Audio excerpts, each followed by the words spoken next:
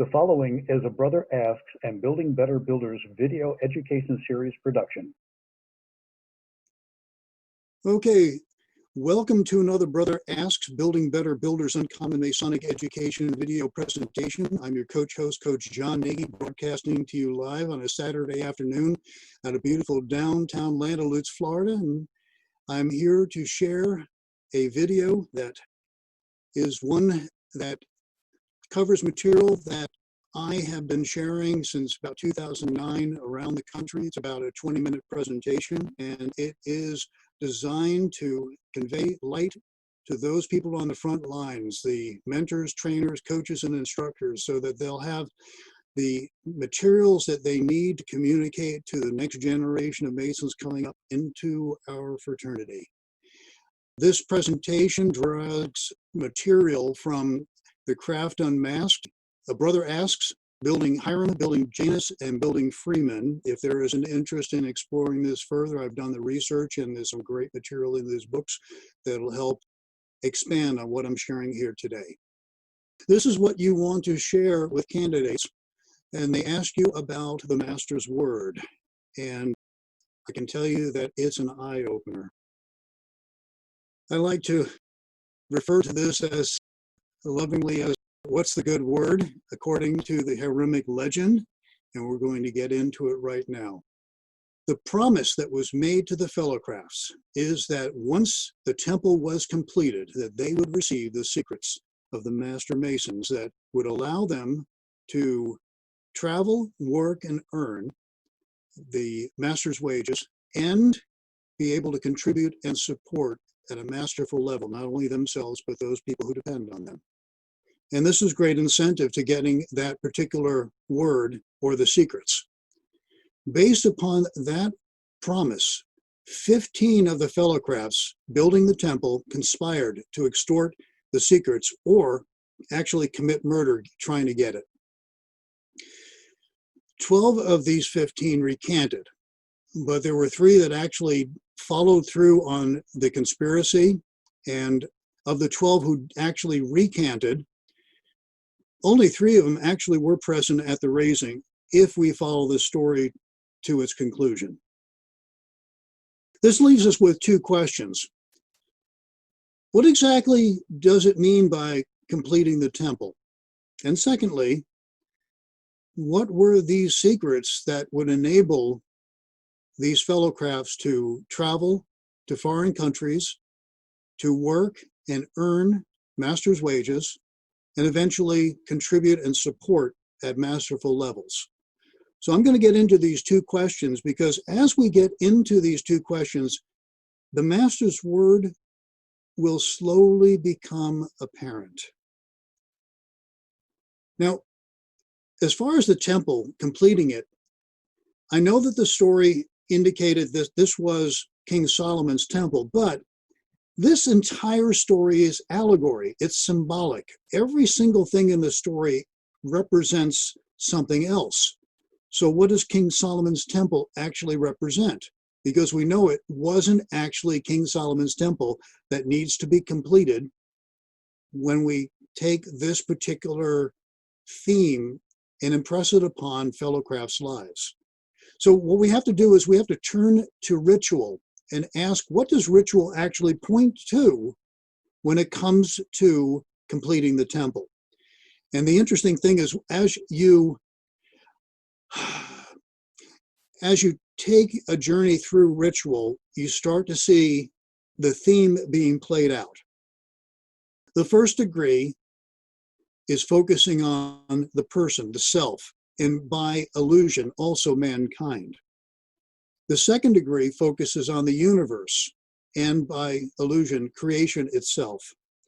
And last but not least, the third degree focuses on this word. And of course, the word, and the illusion is to the Creator himself. However, if you realize all the work that the first degree points to is all about building strength, and it's hinted upon in most indirect ways throughout ritual. The second degree focuses on the universe, And if you take a look at every single thing that the second degree points to, it talks about laying the foundation for wisdom. And you've got to climb a few stairs to lay that foundation. And of course, the last degree is about the word. And it is all about beauty, which I refer to as cunning craftsmanship, which is when you start taking the first and second degree and employing it through the experience and the skill that you've developed in those 2 degrees and start applying them in masterful ways. So when it comes to the temple, well, the first thing that you've got to keep in mind, temples need a very, very strong foundation. And the work that we are directed to do by the degree itself points to building a foundation, not a foundation that is a physical one, but a foundation that is an internal one, a foundation not made with hands. That foundation requires you to build strength, or another word for that is virtues. Also, in order to build strength, you have to get rid of all those things that weaken you and take from you that which is exceedingly, is excessive and not needed.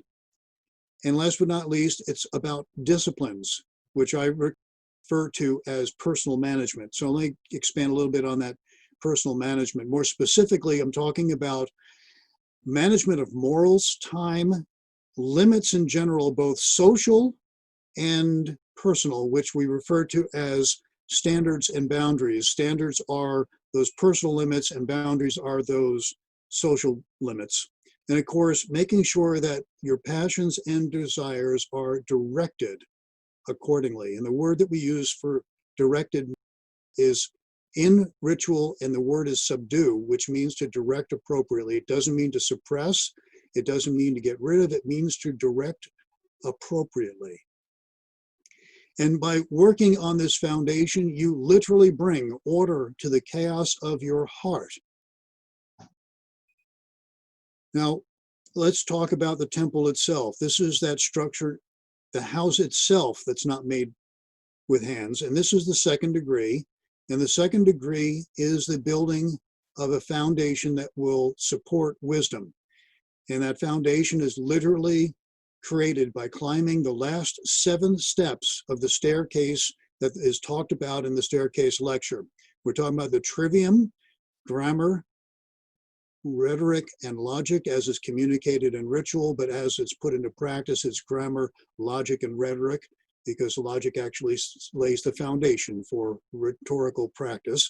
And last but not least, we got the quadrivium, which is arithmetic, geometry, music, and astronomy, aka physics.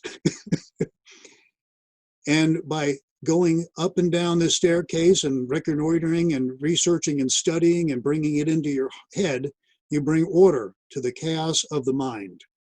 So what we've got is a structure that when completed, when built, you will be able to comprehend, understand, and put into practice what is entailed when you're using figures of speech and metaphors and allegory. And in the third degree, you're actually put through a test run where you're put literally immersed into an allegorical tale where it's filled with figures of speech and metaphor. And it's a test to see if you did your work in the first or second degree. The temple is an allegory, and the secrets are referred to as the master's word. So the master's word, we're told in the allegory that 3 must be present. We're also told that they have to agree. They can't just all be present, they have to agree. And that you can't hand this baby over to another person. We know from the tale, the allegorical tale that's presented, that these individuals that tried to get the master's word wouldn't hear no. The problem is they couldn't hear no. They had not done the work of the first degree. And as a result, they also didn't do the work of the second degree. So they could not comprehend what they were looking for. So they couldn't comprehend what they were looking for, and they didn't realize that this specific word was ineffable. Now, ineffable doesn't mean that you're not permitted to say it. Ineffable means it's impossible to say. You cannot speak it, you cannot read it. But when you're in the presence of it, it doesn't make a difference whether you're profane or if you're within the temple, you will recognize it immediately when it is expressed. But it's not by reading or listening. The acid test, if you want to know if you actually found the lost master's word, go ahead and use what you think you found to travel, work, earn, support, and contribute, and do this at a masterful level without the assistance of anyone else. When you succeed, and succeed consistently, you got it. When you don't succeed, you still need to work on it because you don't got what the word actually does represent. Now, if you've been following my train of thought, you're going to recognize that the master's word is not a word. It's actually a metaphor for something extremely special. And what makes it special is it's not a word, it's a word that points to specific qualities that the words themselves denote. The master's word is actually a composite of strength, wisdom, and beauty by the work that you do in the 3 degrees based on what the degrees point to, coupled with experience and, of course, the skill that renders masterful work. In other words, again, it's a metaphor. If you didn't do the work that the first 3 degrees points to establish the strength, wisdom, and beauty that the degree work is supposed to install within you, how would you know if what you were given was truly the master's word or not? I'm going to take a little sidebar here, have a little fun. This is the flank circumpunct. Of course, you might know it as the point within a circle flanked by 2 perpendicular parallel lines. And this denotes the configuration that an individual would be in when they go through their obligation. The only thing that's missing is the Holy Scripture that would be on the top of it. If you take this in a 2-dimensional form and render it as a 3-dimensional form, you wind up getting a cylinder. Now, I'm going to do this, I'm going to back off. You have the 2-dimensional schematic rendering now as a 3-dimensional representation, shrunk down into a pillar. And when you put a ball on top of a pillar, it is symbolic of a very important individual. That's why you see these things all over Europe and some places in other parts of the world. It represents somebody very important. And of course, you've got flanking the candidate, the Holy Saints John's, left and right, indicating strength to the left, indicating the work that was committed to and done as it was alluded to by the 1st degree, flanked by the wisdom that was supposed to be worked upon by climbing the staircase, laying that foundation for wisdom in the 2nd degree. And you, as the candidate, are the point within a circle, indicating beauty in the allegory that you play the part of Hiram Abiff, and Hiram Abiff is an allegory for beauty. And there you're back to the flanked circumpunct, the point within a circle flanked by 2 perpendicular parallel lines. Word. The master's word actually is you. You are the master's word if you have done the work and brought yourself up to a masterful level. if you have actually developed the Master's Word by doing the work, and you could actually render this Master's Word so that you can travel, work, earn, support, and contribute at masterful levels, in that you actually are a representation of the very things that you create in your world. Would you know if you were given a substitute for the real thing? Would you be able to recognize it, or would you recognize when other people didn't know any better? Truly, if you didn't do the work, any word will do. How would you know the difference if you haven't done the work? Literally, any substitute would suffice. And it's one of the reasons why in the Hiram Abiff tale, he didn't provide them anything, because his own integrity told him that they wouldn't know any difference. But if he tried to provide to them even a substitute, he would be going against his own masterful ways. He would be lacking his own integrity. So he basically said the truth. I cannot, I will not, I shall not, because you simply are unworthy of proceeding any further down that line of thought. It's not about the bones in that grave, it's about a man's grasp. It's not about the title that you receive by going through these ceremonies. It's about the development of your mastery.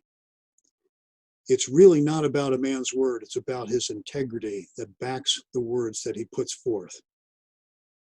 And it's not about the word, it's about what a man pursues to bring about the mastery in his life. So this is what I would recommend if you were to talk with a candidate about the Master's Word. I hope that I have covered it enough in depth so that you can do your own explorations and be able to communicate to the candidates who ask this some vital concepts that would make all the difference for them and you. Once again, the concepts that I talked about and the information that I conveyed here today, the light came from these 5 books and other research that I've been doing over the last 20 years on these topics. We're going to go ahead and halt the video presentation pretty soon. I'm going to be asking you what you got out of the talk, what you will be considering doing differently into the future, and what do you think the information that I conveyed here during this presentation will impact you and those who you try to share light with. I will be entertaining other questions and any thoughts that you might have at that time. This has been a Brother Asks and Building Better Builders Uncommon Masonic Education presentation. I thank you very much. You can reach me through coach.net or on Facebook, John S. Nagy. And let me go ahead and thank you all and get out of the presentation. You've been watching a Brother Asks and Building Better Builders video education series production.